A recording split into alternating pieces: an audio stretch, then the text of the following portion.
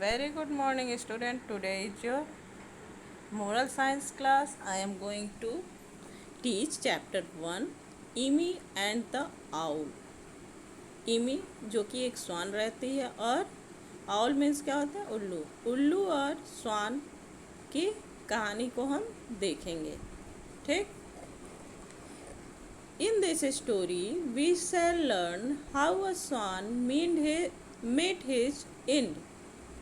कैसे इस कहानी में हम देखेंगे कि कैसे स्वान का अंत होता है। ठीक। Once there lived a swan king named Emi. He lived by a lake in a dense forest.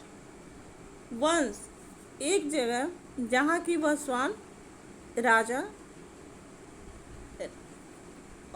रहता था और उसका नाम क्या था? इमी था। He lived by a lake in a dense forest. वह घने जंगलों में एक झील में रहा करता था। He spent his time looking for food and swimming in the clear blue and cool water of the lake. वह अपना टाइम कैसे स्पेंड करता था? तो अपने भोजन की तलाश करने में और साफ झील की पानी में, नीले कलर के साफ झील की पानी में जो कि ठंडा था, उसमें घूमने में अपना टाइम स्पेंड करता था। One day as it happens to all who are old. One day as it happens, जैसा कि एक दिन सबके साथ होता है, all who are old, सब बूढ़े होते हैं। Death came to visit, और एक दिन मर जाते हैं और मौत उससे मिलने आता है। Emi in the guise of an owl. Emmy से मिलने उल्लू के भेष में, आउल के भेष में आया था। कौन? उसकी मौत। Imi saw the owl and required. Imi ने उस उल्लू को देखा और उससे पूछा, oh wise one, what brings you to this dense forest. ओ बुद्धिमान, तुम यहाँ क्या लेने इस घने जंगल में आए हो? Where do you come from, और तुम कहाँ से आए हो? द आउल रिप्लाइड, उस उल्लू ने उत्तर दिया, Immy I am here to meet you, मैं यहाँ तुमसे मिलने आया हूँ। Whose virtue I have heard of in my land, और जिसके अच्छे व्यवहार के बारे में मैंने अपनी धरती पे सुना है। यू आर वेलकम, तब स्वान कहती है, आपका स्वागत है। O wise one, to stay with me by this beautiful lake as long as you feel like, said Imi. Imi ने कहा, ओ बुद्धिमान, तुम जब तक चाहो इस ब्यूटीफुल सुंदर लेक झील के पास रह सकते हो मेरे साथ।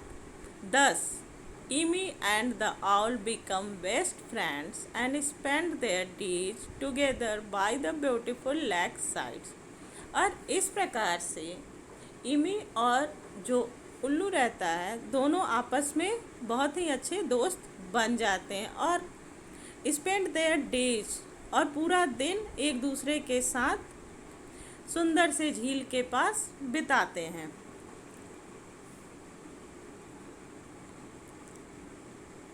Then one day the owl addressed Emi. तब एक दिन the owl addressed Emi. Emi ने आउल को बताया, Dear friend, I must now leave for my home in Lotus Grove. उस उल्लू ने इमी को बताया कि डियर फ्रेंड, मेरे प्रिय दोस्त, I must now leave for my home in Lotus Grove.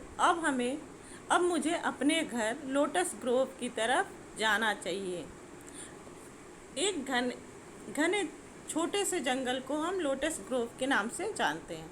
Do pay me a visit whenever you desire, saying this owl left for his homeland. अपने घर को जाते समय उल्लू ने कहा कि जब तुम्हारी इच्छा हो तुम मुझसे मिलने आ सकती हो. After a few days Emmy started feeling the absence of his friend. और कुछ समय बाद, आफ्टर अ फ्यू डेज, कुछ दिनों बाद, इमी को अपने दोस्त की याद आने लगी. द आउल, उल्लू की. ही थॉट टू हिमसेल्फ, और उसने खुद में सोचा. Now that I have grown old, अब मैं धीरे धीरे बूढ़ी हो चुकी हूँ. रियलाइज, और उसने महसूस किया. Have not seen any place but this lake sides in this forest.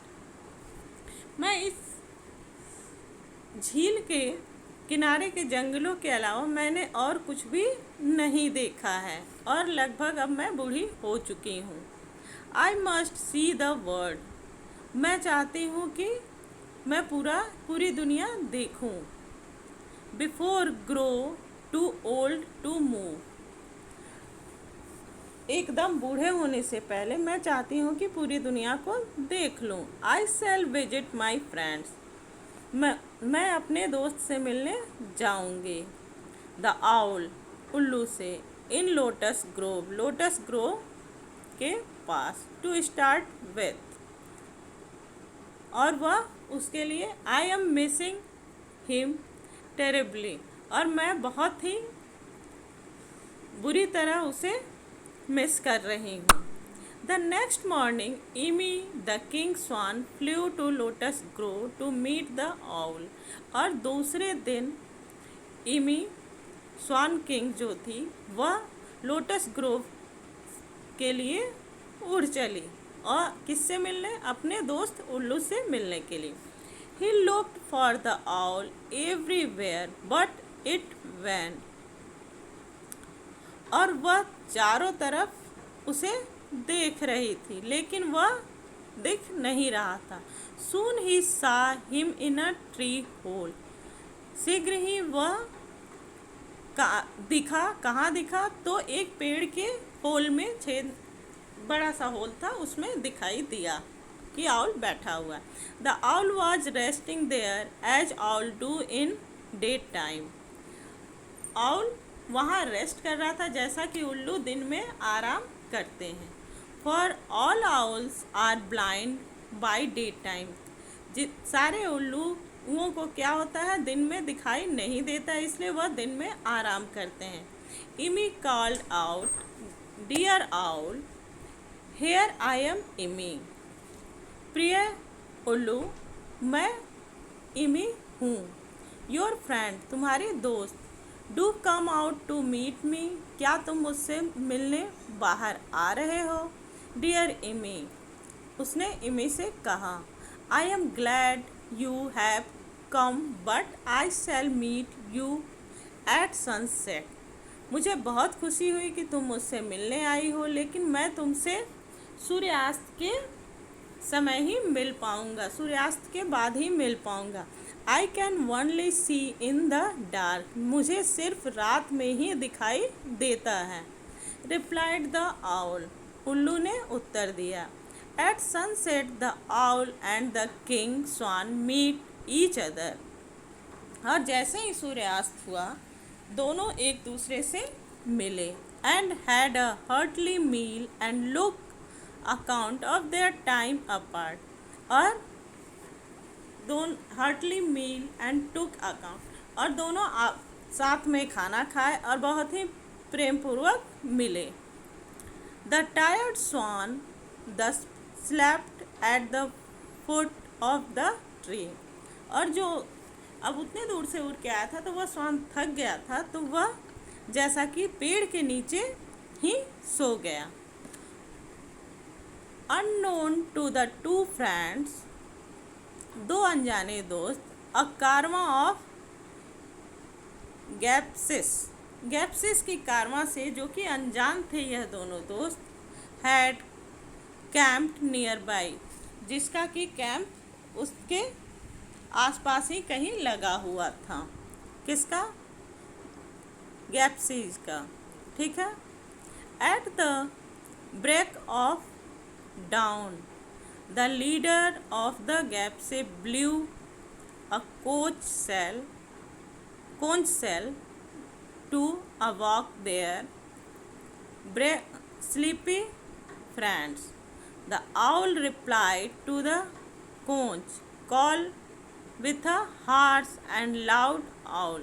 और जब उन सबों की कुछ आवाज़ ऐसी सुनी तो जैसा कि सभी जानवर उसका रिप्लाई करते हैं, उल्लू ने भी उस तरह तेज आवाज़ में रिप्लाई किया। ठीक। The owl flew away from its tree hole even as Immy was enjoying a sound sleep. जहाँ की इमी बहुत ही आराम से सो रही थी, वहाँ से उल्लू तेज आवाज़ में बोला और कहीं उड़ा। ठीक। At the inauspicious owl called the leader ordered the owl to be shot down by an arrow. जैसा कि हम जानते हैं कि उल्लुओं का बोलना अच्छा नहीं माना जाता है, असुविधाजनक माना जाता है, उसी तरह कारवां का जो सरदार था उसे यह बात अच्छी नहीं लगी और उसने अपने कारवां के साथियों से आदेश दिया कि इस उल्लू को तीर से मार दो, तीर चला दो। एन एक्सपर्ट आर्चर, और जो अच्छा तीरंदाज था, जो एक्सपर्ट तीरंदाज था, who could shoot an arrow at the source of sound, जो कि आवाज़ सुनकर निशाना लगा सकता था। Soon drew and shoot an arrow, और उसने शीघ्र ही तीर चला दिया। एट द ट्री, पेड़ पे। The old king swan who was sleeping there was hit by the arrow, और जो बूढ़ा स्वान वहाँ पेड़ के पास सोया हुआ था वह तीर उसे लग गया। दस his and came by the inevitable visit of death in the guys of the owl. इस तरह से हम कह सकते हैं कि अनिवार्य रूप से जो उल्लू था वह मौत की भेष में, स्वान के मौत के भेष में ही आया था। ठीक। टीचिंग फैक्ट्स क्या है? डेथ हैज़ नो कैलेंडर, मौत का कोई निश्चित समय नहीं होता है। ठीक। इसके कोई कैलेंडर नहीं होती है। Okay, thank you, have a nice day. Video को एंड करने से पहले मैं बताऊंगी कि ये बुक की जो वर्ड्स मीनिंग दिए हुए हैं उसे आप लोग अपनी कॉपी पे लिखेंगे, और एक्सरसाइज की वीडियो मैं जब आपको सेंड करूंगी तो आप ये सारे एक्सरसाइज को फिल करेंगे। और तब तक इस वीडियो को देखकर जितना समझ में आता है एक्सरसाइज को खुद से फिल करने का प्रयास कीजिए, और जब मैं दोबारा बताऊंगी तो आप इसे मैच कर लीजिएगा। Okay, thank you, have a nice day.